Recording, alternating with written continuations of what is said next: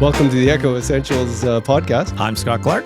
And I think I'm Dave Dale. Yeah. I'm not sure. You're a little off after the long weekend. Yeah. You have a good weekend? Yeah, it was fairly good. I spent my time doing the magazine deadline and working in the yard, doing the magazine deadline. When does the magazine come out?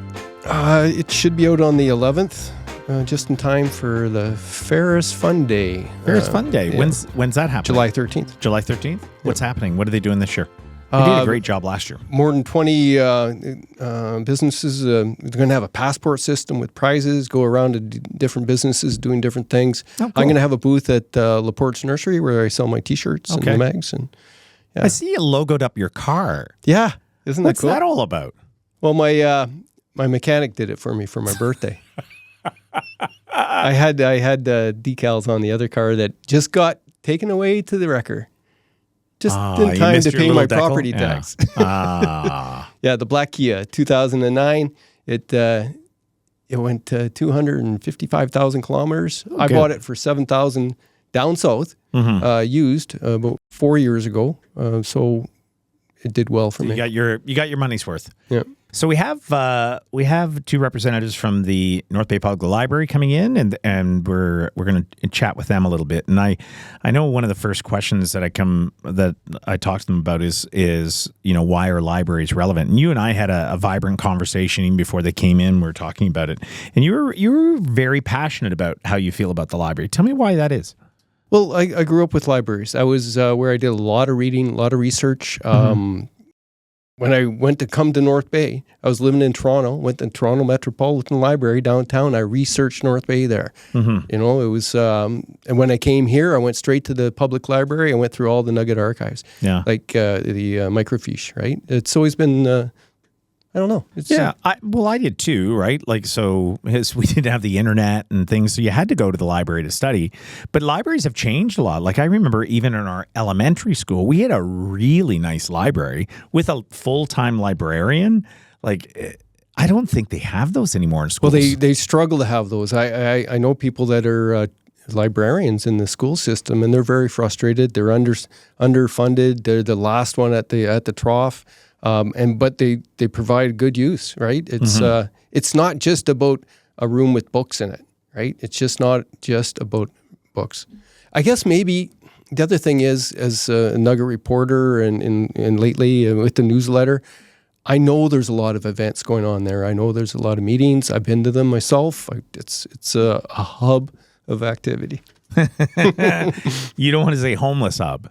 Well, what I wouldn't say it to these guys, but one of my ideas is that the library, if there's ever going to be another library, it has to do more and very transparently be part of the social fabric of the community and maybe cover off a couple other things that they are doing, like providing space, like being a little bit of a warm space for homeless people.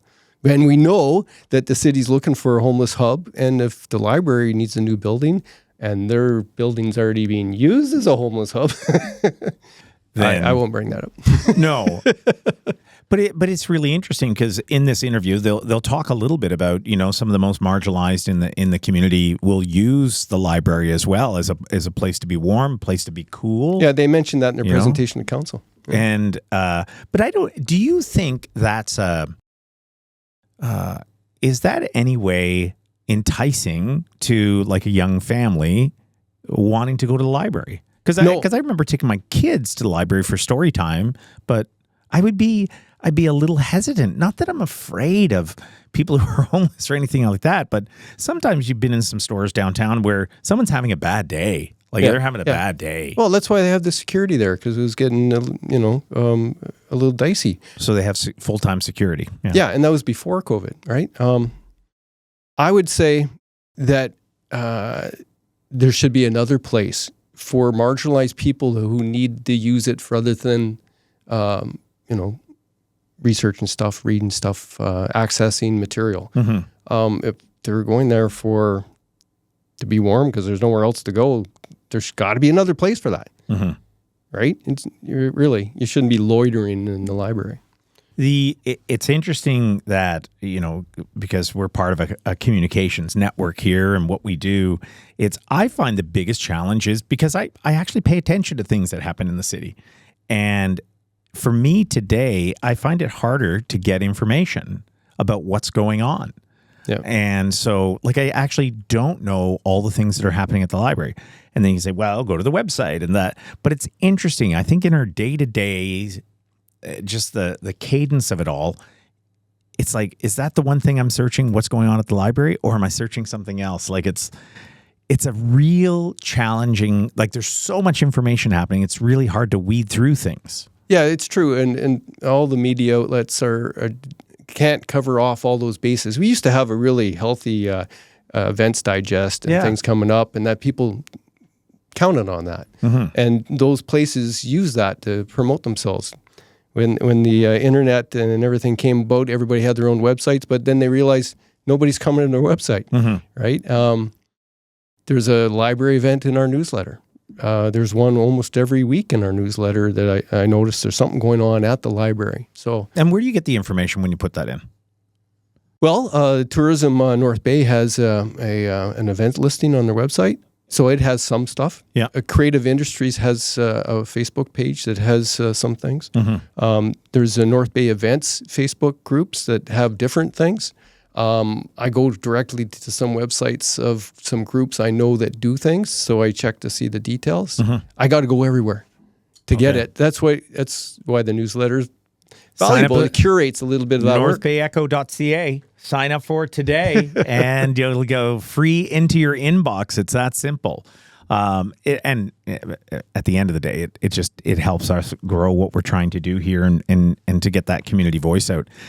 I think an article that you wrote, and you mentioned in this interview that you wrote about, I think the future of the library, because I've heard and read a number of different things about how they're evolving. It's not just about books anymore, but they need space. I think it's going to be a massive hard sell to have the library saying, hey, we'd like a new build. It'd be millions and millions and millions of dollars. But it's you talked about maybe having it linked with like the new Twin Pad Arena. And I go, that's actually a brilliant idea. Yeah, well, I actually proposed that 7 years ago when I was writing a column for the Nugget, and what they were talking about where to put the next pad, and I was saying you should put it over by the Memorial Gardens. I thought that was the place they should put an extra pad. It was just made a lot of sense to me. You could figure out the parking. You could park on the football field, and I know some people use it and all that, but I thought, wouldn't it be great to have the library there? Because they were looking for a spot for 15 years, right? Mm-hmm. Put the library near the arena where the bored parents are sitting and just getting mad at the refs, and give them something else to do. They got the Y. It would be a real center of healthy lifestyle. Yeah. For families. There's something, I think a community of our side could be innovative, and this is an opportunity. The reaction I got was people that lived near the library said, don't you ever say that again, because we like it being in our neighborhood. It's good for their property values. It's good for when people come, they use it, and it's opposite of NIMBY. Yeah, everybody wants a library except for the people that have to pay for it. Right, but the people that live around it, that's a nice thing to be around. They mentioned in the interview something about Dave Mendocino. I'm trying to remember the interview. Was Dave against a library? Yeah, well, he was talking about cuts, and he said, well, the library doesn't do anything or something like that. Oh, was it? Yeah, and I said, whoa, you don't even know. You've never been, right? What are you talking about? I don't really. Was it Small Town Times interview, or was it ours? I'm trying to remember. It might have been a Small Town Times. Oh, okay. Because I'm trying to remember. Well, there's been 92 interviews with Mendo. So we really have to get him his own podcast. Yeah, I agree. I think, the library is important. And I think politically, it's a real uphill battle for them to. And the other thing that I thought was fantastic was there was in their presentation to council was about sharing some services, so they would actually provide more city services. And I thought, well, that's too hard because there's a union at the city and that. But it turns out they're a unionized environment as well. And it's the same union as what the city has for their employees. I go, oh, that's super interesting. two different units with probably some differences in their agreements, and there could be some stuff to work out. But there's potential there. Yeah. Like the city, everybody needs to consolidate, get efficient, replan, and deliver in a way that makes more sense than we're doing. It can't be a library here, this over there, this over here, and none of it's working. Right. I've often, there's these things I'd be curious. It'd be great if one day we can have the mayor in here, if you're ever nice to him. It's like the billing, right? So why do we have separate billing for, let's say, North Bay Hydro and the city of North Bay? Why can't the billing be connected? Mm-hmm. They can, like it can happen. Yep. I know they're separate entities and that, but it's still all owned by the city. So you can do similar billing. Like there's so many. It's interesting. When we sit in these armchairs and we're armchair quarterbacks, it's easy. It's so easy. Yeah, it just makes sense. You just put this here or that there. I could only imagine. The logistics are probably crazy, but it could happen though. Logistics and legalities and probably who's going to, if you're getting services from the city and you don't have the ability to do it yourself, then you're tied to whatever they charge you. And that always comes down to it, right? I think it's politically a tough one for to spend millions on a new library. Politically, would be really difficult. And it's also politically really difficult to put a nail in the coffin of a library. Oh, yeah. I think people would be so upset. But I think strategically they could just let it die on the vine, right? When we'll hear in the interview, it's coming up right now, but we'll hear in the interview about, how they don't have the same resources to provide some of the tools that, let's say, Nipissing University and the Harris Learning Library has. They just don't have those. They don't get the same, money that they used to get to actually fund these things. So it's slowly, so when I say, is it still relevant?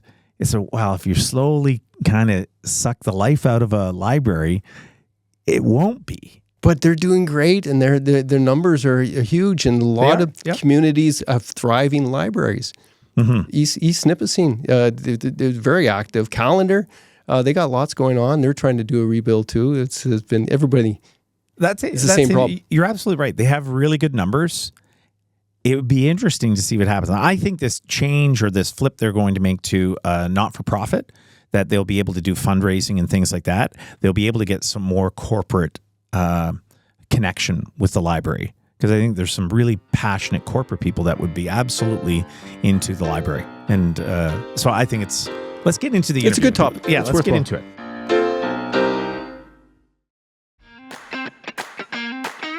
This weekend, make your way to Casey's Restaurant in North Bay for an unforgettable get-together. Dive into our delicious appetizers and enjoy the best drafts in town. It's the perfect spot to unwind, catch up with friends, and savor great flavors. Don't miss out on the fun. Join us at Casey's for a weekend filled with good food, great drinks, and even better company.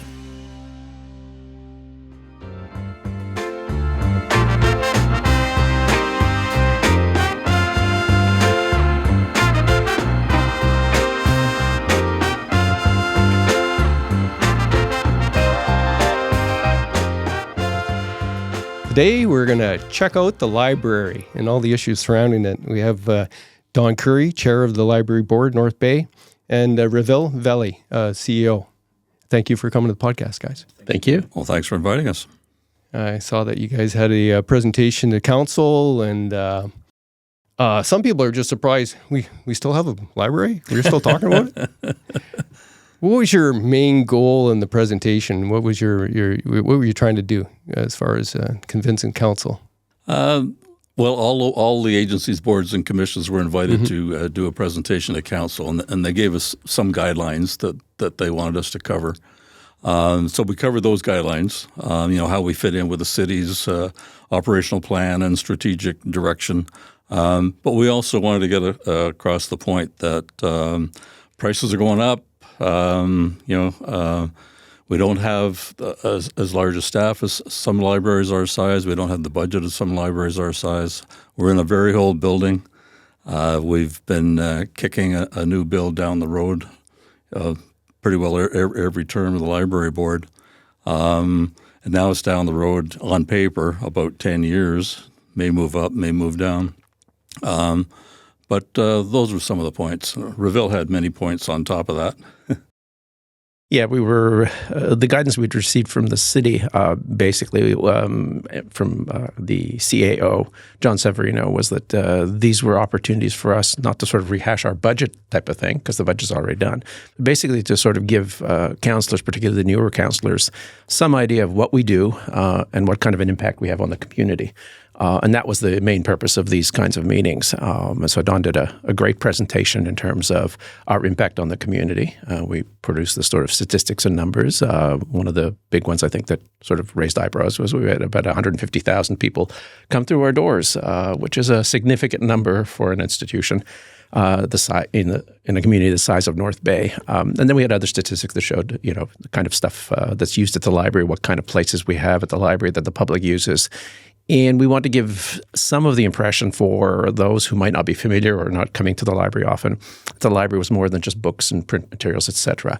It's a lot of DVDs. It's a lot of streaming services that we subscribe to. But it's also a community place for people to meet and gather together. Yeah, I've been there a lot. There's a lot going on there. Absolutely. Now, when you say 150,000 people, is that me being there 4 times, counted 4 times, or is that... It's our counter for the year, so you could be it's a turnstile. That's correct. 50,000 people 3 times would be it. Yeah. Yep, absolutely. And so we wanted to also stress the fact that ours is a community space, and we've really built out and developed a couple of new meeting spaces or renovated meeting spaces, and we have a mezzanine floor meeting space that's I've been there with the Conspiracy of 3, the literary group goes there, and there was a seniors reading for plays. That was pretty popular. I'm not sure if it was in the mezzanine or was it in the auditorium. It could be either one, because depending on the size of the group that people want, they will book a different space. So some folks will book a small space for what would be like a small committee meeting, and then for a more public meeting, they'll pick a larger space. So the auditorium is our larger space. We have the mezzanine, which is sort of an intermediate space, and then we have the boardroom for a really small group meeting. Yeah, I was there for a Gateway Theatre Guild script writing with... Kristen Shepard. Yeah, it was pretty good. In today's, for people listening, because you sort of touched on it at the very beginning, why are libraries relevant today? I'm sure that question, right? Yeah. We did address that point in our presentation, and the genesis of us addressing that was one of your podcasts where you had Dave Mendocino on, former city councilor, who raised what you just said. He said, why do we need a library? Well, he was looking at, budget cuts. And so we made a point as to why we need a library. And Ravil just mentioned a couple of things. Like it's not just about the books. The books are still our bread and butter. That's what most people go in for. But it's internet access. It's programs. We have all kinds of programs going on. 3 different meeting rooms, large groups, smaller groups. Digital resources. You can get them from home without even going into the library. But our building is old. It's sort of like concrete bunker style. It's going to be 60 years old in 2 years, so it's 58 years old. It's too small for the size of our city. Too small for the size of collection we'd like to have. We don't have enough meeting space. We don't have enough study space for people who want to get away from maybe a noisy house and spread out get their laptop and use the internet connection and do their homework. It's not bright and airy like you see modern libraries. Like if you look at the Mike Harris Library up at Nipissing University, it's all open concept. It's nice and bright. Ours is not like that. It's interesting to see the evolution of what's happening with libraries. I'm of a certain age, a little younger than Dave, but not much. I was a Dewey Decimal System. You had to, if you were going to study or you wanted to, unless you were a rich family and you had a set of encyclopedias at home, that's, that was their own library. No, you had to go to the library, and that's where we did so much of our studying. But the evolution of it's really interesting, and I'm seeing like I would say more in the United States, they're going through some of the same aches and pains, right? Like why is this relevant? Why do we need it? And the evolution of the library is really fascinating, and I'm wondering if there's visions like that with becomes more of a community space. It's all sorts of presentations where people learn things and go, or even a cooling center in some places, right? Is that? We're all of that right now. We just want to expand the scale of it as we go forward. One of the things we've had over the years is a relatively tight budget over the years. So we don't have a lot to play with. This year we were actually able to increase some of our budget spending on materials and on programming, which we didn't really have a line before to do with. So now that we have that, we're able to expand some of our programming. We're hoping to bring in name authors to come in and do talks, et cetera, at our library. But we do some of that already. Some of that work is here. We have the more local regional authors who come in. Our spaces are used as a community hub for various activities. And one of the things we like to point out to everybody is that there are virtually no spaces in most towns where somebody can get together either as a small group or a medium-sized group or a large group that doesn't cost them anything at all. Because for all of our nonprofits, all of our spaces are available for free. Which you cannot get. I mean, at the very minimum, if you go to a coffee shop with your friends, you've still got to put out for the coffee. At our place, it's totally free. You can come in. We don't have the coffee, unfortunately, but we do have the space. And we have technology-equipped space now that allows people to be able to meet with people across the country, across the world, if they want to, in terms of their meetings, whether it's a small group meeting or a large group meeting. And as you point out, it's a community space for a lot of community groups, and some of them don't have anything particularly to do with reading or using our collections. They're using it as just their community space, which is perfectly reasonable way to use a library. That's one of the things that libraries both here and primarily in the United States are looking at. And if you look at the public libraries that are down south, the major public library systems, they're offering all sorts of services and all sorts of public spaces for their communities. That's what we do on a smaller scale here, and we're hoping to sort of develop that scale over time. But as Don points out, one of our limitations is the actual building. It was a perfect building for the 1960s because at that time it was basically a repository of books with a little bit of space. Now what you need is probably the reverse of that, a lot more space, a lot less space for the books. Not that they're disappearing. People still use books. They read books and magazines. That's one of the most popular areas we have. But we need a lot more space for the public activities, for the community. I'll play devil's advocate here. Is that really a function of what the city should be providing as free space for small groups? I know personally, I've been with a few groups that appreciate being able to use free space. Absolutely. Can't afford to rent it. They're fundraising just to meet.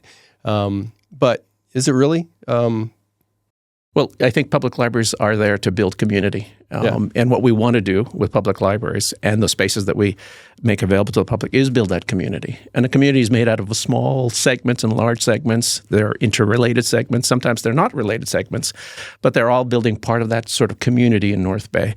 And they all, every time anybody participates together as a group, they're building those connections that build a city and a community generally. Well, and that's why it's important. I'm pretty well lean in that direction. I just that I know that it's an issue, right? Like there's commercial places that I know and that are looking for people to rent. They're trying to run businesses. They built businesses. They're looking. I know that the church across the way on the corner. I can't remember which one it is. I think it's is it a Trinity? They open themselves up to a lot of community groups, and in fact, they function just like that. They provide the theater groups are looking for space. Right. They can't. It's been 20 years. They've been looking for a dedicated place that's not the Capitol Center that charges too much and can't really give them the time there. And then the schools are shutting down. So space is a problem in North Bay. But is the library the solution? That's the thing. It's not the solution for every space need. It is a solution for a lot of the nonprofit space needs, I think. And we have to be cognizant. This is not a community that's incredibly wealthy. We're not the Southern Ontario hubs where people can have organizations that can afford private space that they're going to be renting out. A lot of our groups are barely getting by, as you've just pointed out. So giving them an opportunity to get public space for their activities, especially when those activities aren't revenue-generating activities. These are just activities that they're doing together for whatever community purpose that they're doing, whether it's the choir, whether it's a reading club, etc. Well, I wrote about this issue once before, and it was a matter of I thought that when you build an arena, you should have a library beside it. And I proposed that. I said that'd be an excellent combination because I've spent godless numbers of hours wishing really I had interesting. something better to do than stare at the referee. Right? That's really interesting, Dave. I never heard that. Yeah, well, like, it's two kind of community uses. Arenas, the same thing. People buck against privatized arenas because they can't afford the ice rentals. Yes. So we provide them arenas. Well, it's the same sort of thing. But then I got shot at, and I'll give you the mic in a sec. People that live near the library said, "Don't you friggin' take our library away. That's the best part about here. We got to put up with City Hall, but this is good for our property values and lifestyles." It's a fascinating. I think part of this or the struggle is, people of say my age and around there, we used a library for a certain. So we asked that question: what's the relevance of a library? But what I've seen politically over the last several years with the arena, the ask, if you're getting that much, and what's interesting though, your numbers, I believe in the last study I looked at, your numbers are far higher than Pete Palangio's numbers in a year. Like how many people go through the turnstiles at Pete Palangio? You would need Pete Palangio at the time. There wasn't 100,000 going through the turnstiles. When I last looked, it was a number. It was before the battalion, but there wasn't 100,000 going through the turnstiles at Pete Palangio, West Ferris, and the Capitol Center combined, right? And it's like, and Memorial Gardens. Sorry, now there was no battalion, so that's probably changed a bit. So when you have those kind of numbers, those are huge numbers. So it's being used, but I can't even imagine when that ask comes in for a new build. Holy, the political will it's going to take to push that forward. Like I don't know. I don't know the question I'm asking. Well, there was a guy running for mayor that wanted to combine the library with the build with public property and another business, and I never heard of it again. Al was talking about it, right? Yeah, and that was it was in his platform. Yeah, it was in his platform, and I think it had something to do with the hairstylist studio and the property just behind Oak. So that was for a while, that was one possibility. The concept of adding the library to another public thing, I always thought it would have merit, but it has to be, again, location. Where And timing. You're onto something there. Like the library doesn't have to be standalone. It could be partner with somebody else. Like if you look at Timmins, they got a beautiful library. It's 10, 15 years old now. Yeah, I've been in it. But there's adjacent, I think it's a cultural services agency. I'm not sure what it is, but they're sharing the building. And I think the plans are similar for Sudbury. So not just a library, but have something else in there as well. And of course, would be very open to that. Yeah. Shared space is not an unusual thing in a lot of library systems. Usually one standalone library doesn't become part of a combined building unless it's a very tiny, tiny municipality where they can't afford anything else. But down south in the larger library systems, there are quite a few examples of libraries that are part of a recreation center or a community center. So you can do three different things. You can go to the library, you can go to sort of recreational activities, and you can go to the gym, et cetera. They're all part of one block. Some of the libraries in the southern tier, in the GTA basically, some of them are associated with public schools, so they'll have individual branches. But that's the case for library systems that have standalone libraries and then have libraries that are part of some other facility. It's rare to find, except in a very tiny community, libraries that are part of another public building. Our size library, because we have enough space, we're not quite at a level we need to be for a community our size, but we still have enough space. It would be interesting to think of a partnership where we would have a community space and something else, whatever that else might be, that would be able to provide us with at least that much, but more likely more than that space in terms of square footage, because that's what we need is more square footage for the meeting space that we're considering for the future. Well, there's a lot of groups that, and there's a need for accessible public community space in town. I know there is. People are always trying to find it. I'm with several groups that are. But again, it's a matter of where and what.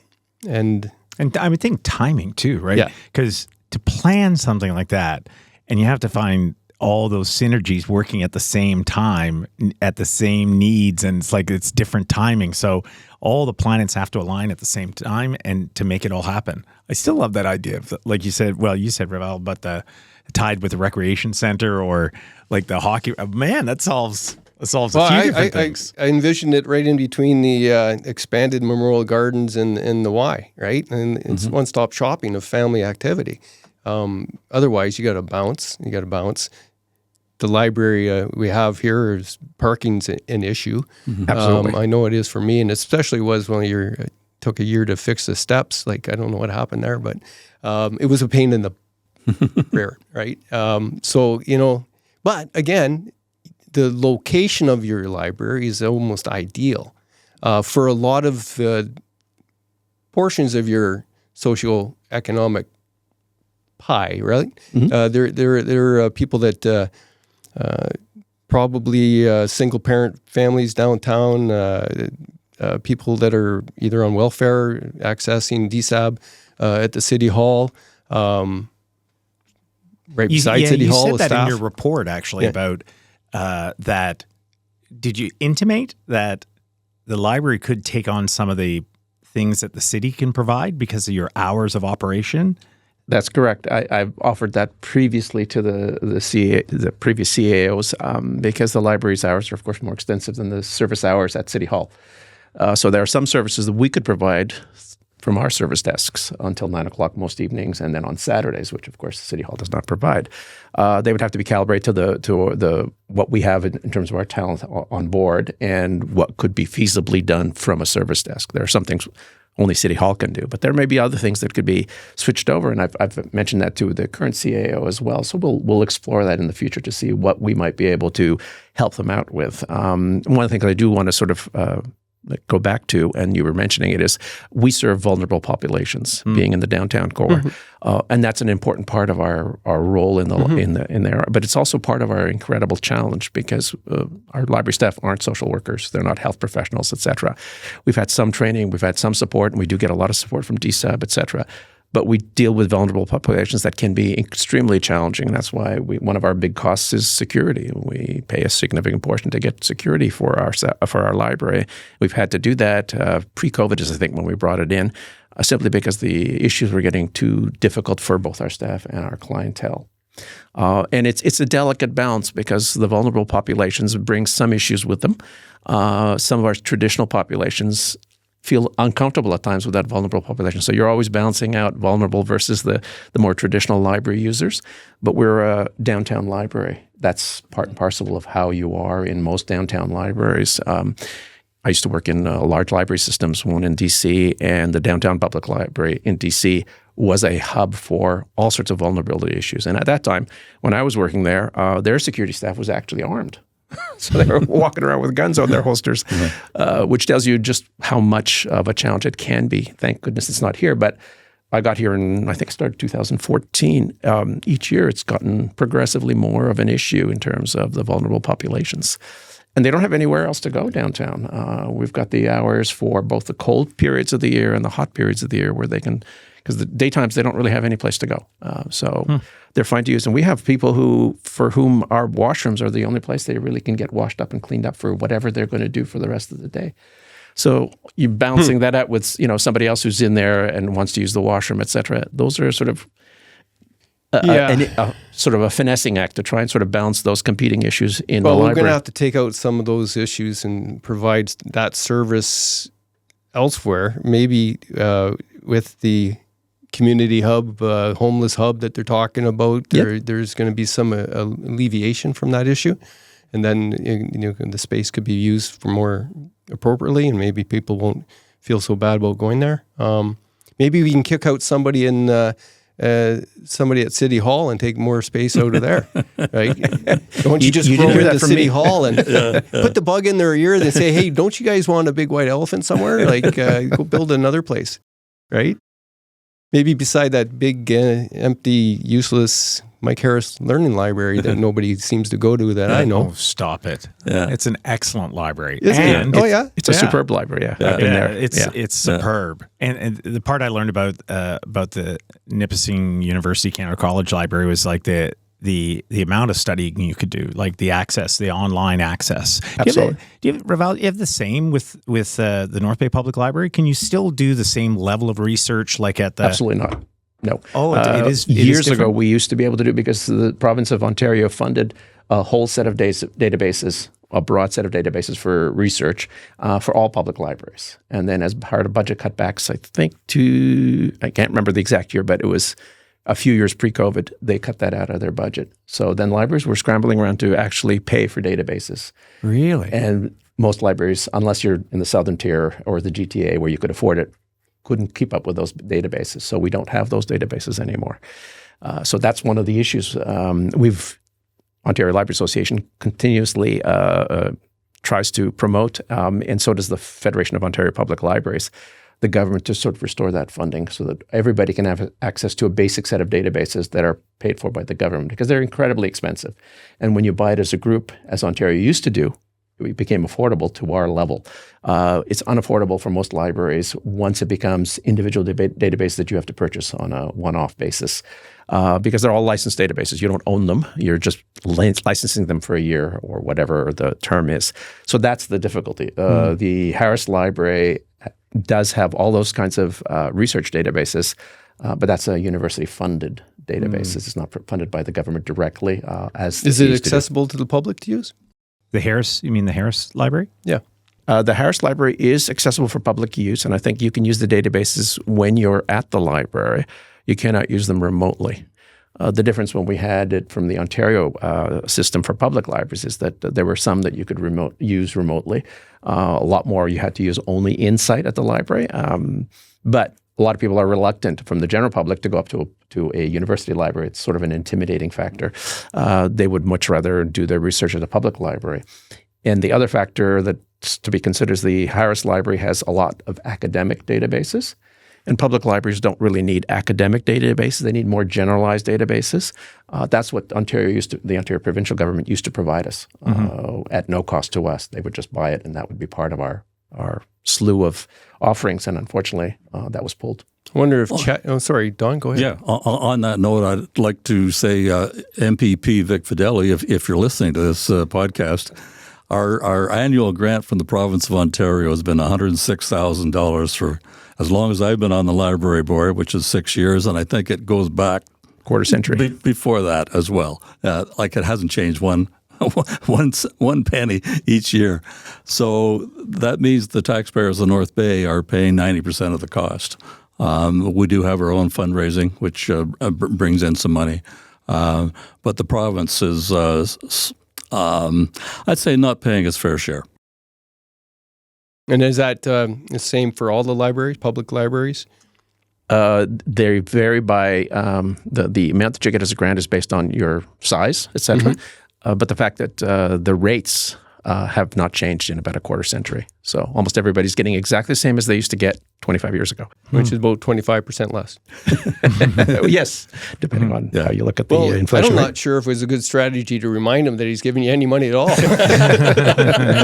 got a point there. Yeah. Yes. It must be interesting to see who comes through the doors, because we did talk just briefly just about, some marginalized individuals use the library, the community uses it. But I know who's a friend of mine, Roy Slack, former president of Cementation. He's still on the board there, but he'd use the library all the time. Has probably all the resources at his fingertips, and he would always go to the library and he would pick up like old DVDs and he'd say, "Scott, I just got this DVD at the library," and like he would pick up all sorts of things and check out all sorts of things. But he was very, very passionate about his exposure to the library, his family's exposure to the library, and what that means. And something in your presentation that I thought was quite interesting, this potentially, if you move towards being a charitable organization, large corporations could potentially come in and support the library. None of they do like Cementation, they go personally, but they potentially could support it as well. Is that correct? Yeah, we're very close to that now. We expect to have charitable status within the next couple of months, certainly by the fall. It's something the last board worked on, and this board continued. We we're looking forward, of course, to a new build or an addition, whatever the case may be. But we have to get our ducks in a row, and part of that is charitable status. So we're looking at a partnership with the North Bay and Area Community Foundation. They'll do all the back end work for us. They'll do the investing. They have a very sharp board of financial advisors that'll do the investing. They're looking at, we'll get 6% after expenses, on our investments, which is a very good annual return. And they do most of the work. And then we'll be in shape for when we do go to the public, and that day will come. I don't know when it is. We'd look back at my experience on the hospital foundation when we decided to build a new hospital. We'll look into the community for movers and shakers. You were talking earlier, Dave, about how many movers and shakers there are in North Bay. Well, it's very important to get those so-called movers and shakers engaged with any capital fundraising campaign, and we would recruit them to be involved. Be very important to get a chair and a co-chair that are very well known, committee heads that are very well known, and I think we could raise a fair amount of money. Not like the hospital. Our goal at the hospital was $14 million. We actually raised $18 million. We're not in that league, but we could raise a few $1 million. I think the key is going to be how practical it is for serving all those different needs in the partnership of services. So it makes sense that that it's not up to the library to be a social services agency, but a social services agency is involved somehow, and the community space is used by those groups that can't afford it, and a theater of some sort, right? Like you need an auditorium anyways. There's a lot of combined need. If you make sense, I think a lot of people will jump on board, and you show the the modern look of a library and how it functions and who it serves. A lot of people just haven't been to the library a lot, and they believe the headlines that say libraries are no longer needed. We have a virtual world out there, digital, which is sad to say. I think more and more we're seeing a little late that the value of the tangible sort of being with other people, reading things that are printed, not on the screen.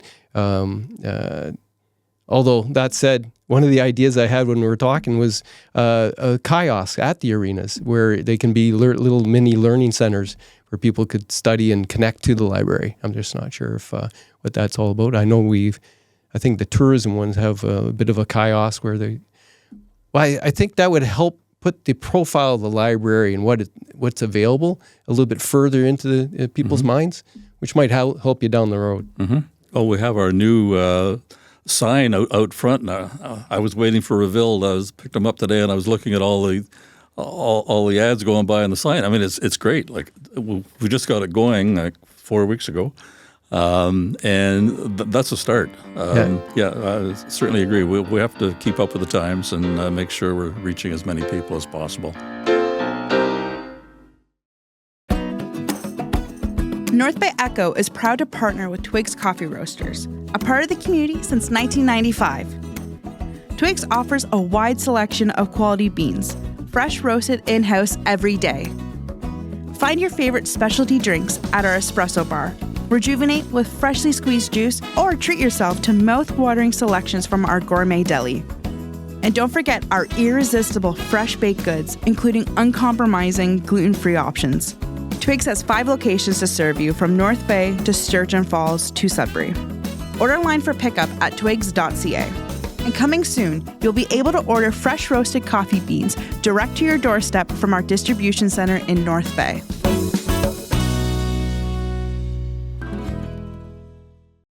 It's interesting to watch, people of my age, I've said it a couple of times, but often it was cranky old men on council at one time. The face of council has changed dramatically, and in all appearances, there's some highly educated people on council. Is the ability to lobby to the council today, or maybe the council next time is as this face changes, are they more like, we see the library, we see the importance, we see that we need to invest in that. Is that happening? Well, we do have a member of council on our library board, Councillor Justine Mala. Yeah. So she reports back to council and what the library board is up to. We've had a couple of councillors that are on there now, Mark King and Mac Bain. They've both been on the library board. So at least there's three of them who know very well what the library is all about. Councillors don't have to be on it? I thought there had to be a councillor representing the ABC. Yes. Yeah. Yeah. So Justine Mala is on our board now. But when you're saying, so was Mark King, I'm curious about this. So is Mark King in favor of a library? See, I would think he's like the crotchety old man guy. I can say that. I know Mark.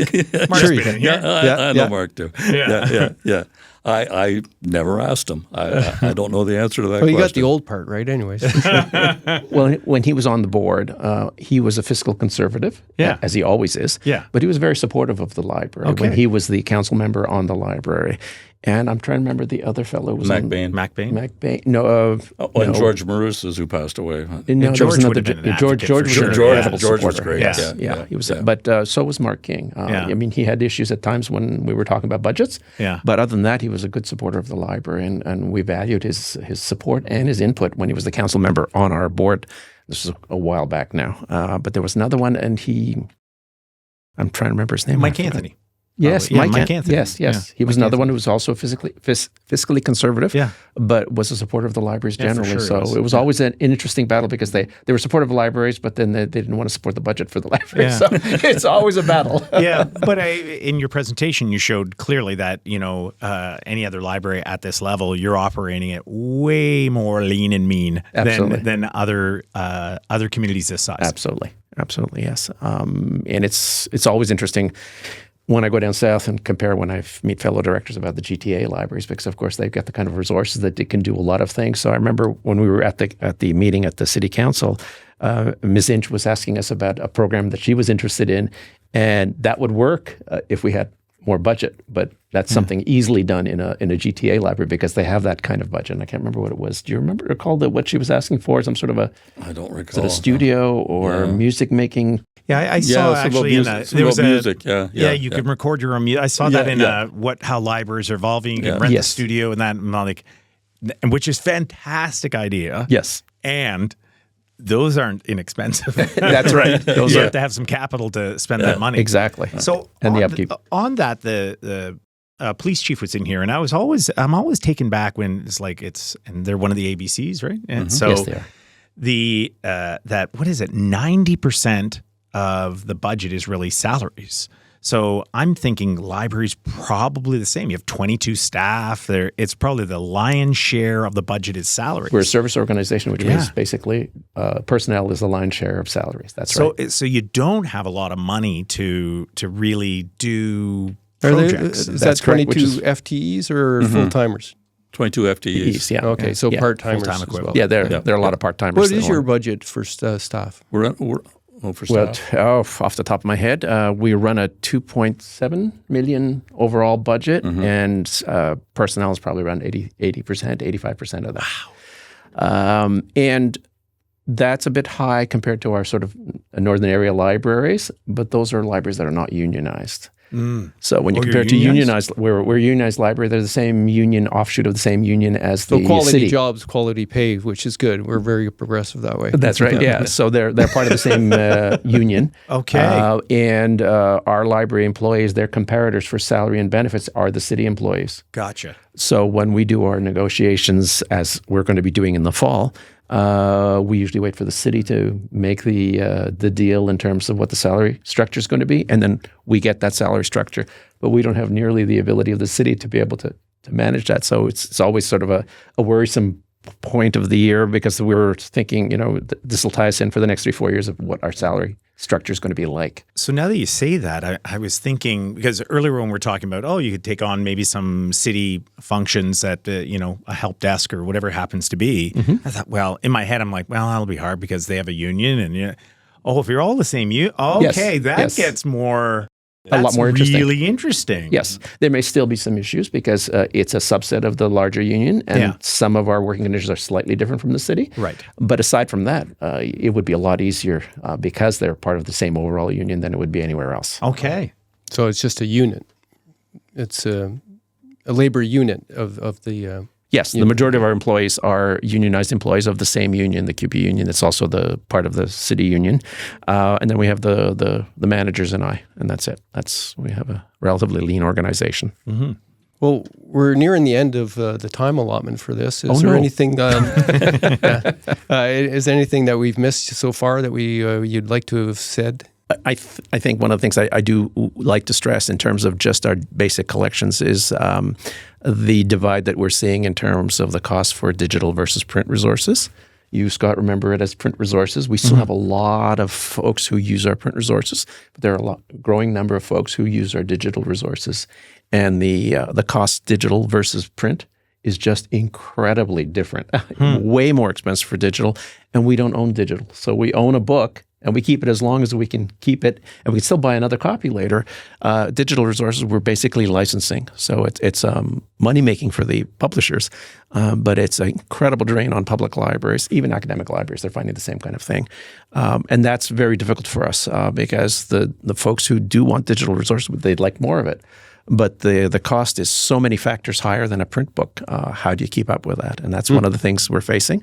The other one we've already talked about, and I always like to underline, is making sure that we're providing services for everybody, including our vulnerable populations. That's hugely important for a library in a downtown core and in a city where we have a lot of issues with vulnerable populations. And I don't just mean addictions populations, but also housing insecure populations, poverty-related issues, et cetera. So those are all things that we have to be cognizant of because we're serving everybody in the city, not just a certain subset who just read books. So we need to keep that in mind. I remember taking my kids when they were really little because you had story time and we'd do story time with the kids and it was always really nice. So let's talk about signing up for the library. How I get my library card? What's the process? Let's start from the beginning. What do I need to do? Okay, so you bring in $100. We wish. Yes. You walk into the library anytime you want. You just have to produce some sort of ID that says you're a resident of the city or that you pay taxes in the city if you're a business owner but don't live here. And then we will provide you a card within about 5 minutes. Okay. Fill in your name and get it. You still have late fees? We do not have late fees anymore for children. We still have for adults, but we're considering eliminating those depending on how the budget year goes. I've heard some libraries now are eliminating late fees. You're taking any barrier away, right? That's correct. That's on the board agenda for the fall. Oh, okay. Yeah. Children's fees were we wiped them out for the children's library. That's right. Yeah. That's right. Yeah. So just sign up, and then can I use my library card at other libraries? No, you can't directly, but we can get materials from other libraries for you through interlibrary loan. So you come into our library and you've decided you like book 5 in a series and we don't have all of it, you can go and order it from some other library. Or if you want something more esoteric in terms of nonfiction, we can get that for you from other libraries as well. And then we do have sort of cross privileges with some of the students at the university so they can come borrow at our library as well. Gotcha. So, and if I wanted to go back in time and see old Nugget articles, can I get them at the library? we have access to a database that allows you to access some of them some years back. And then we have microfilm for some of the others for the Nugget. In fact, that's one of our more popular reference requests, people looking up articles in the Nugget from years back. Yes. I want to know, this happened when, or this was a obituary that happened this year, or it's within these years. Could you look that up for me and provide it? So we do that a lot. Probably the only way you'll get to read some of my old soapboxing columns, because I didn't allow them to be put online for a long time. But so very thankful you guys came in to help to explain the situation with the library, what the future is, what the realities are. Hopefully that was educational for some people, and I recommend you going down to the library and checking out some of the stuff, because it's very busy. I do a newsletter for the Echo Essentials newsletter. It's one of my first stops is to check out what's going on at the library so I can promote it, right? Absolutely. So.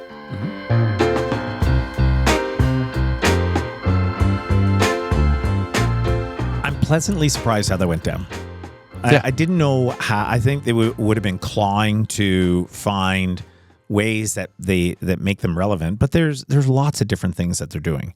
The challenge again is they don't have the resources to actually keep building on something or keep building on momentum. and they're literally handcuffed by the size of their building and what they can do. It's an old building, right?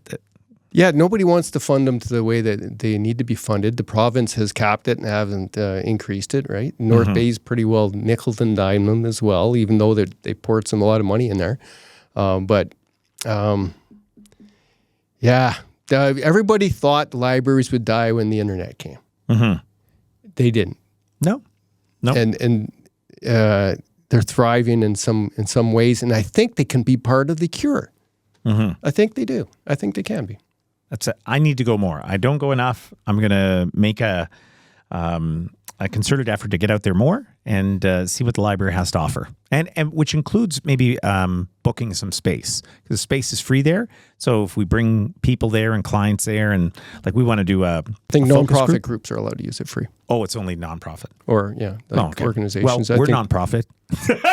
and so are some of your clients. So so there you go. Yeah, bring some life there. But can you book it or rent it if you're for profit? I'm not sure. We should check. Okay, let's check that. All right, that's another edition of the Echo Essentials podcast. I'm Dave Dale. And I'm Scott Clark. Thanks for joining us, and make sure you sign up for our newsletter at northbayecho.ca. Have a great week.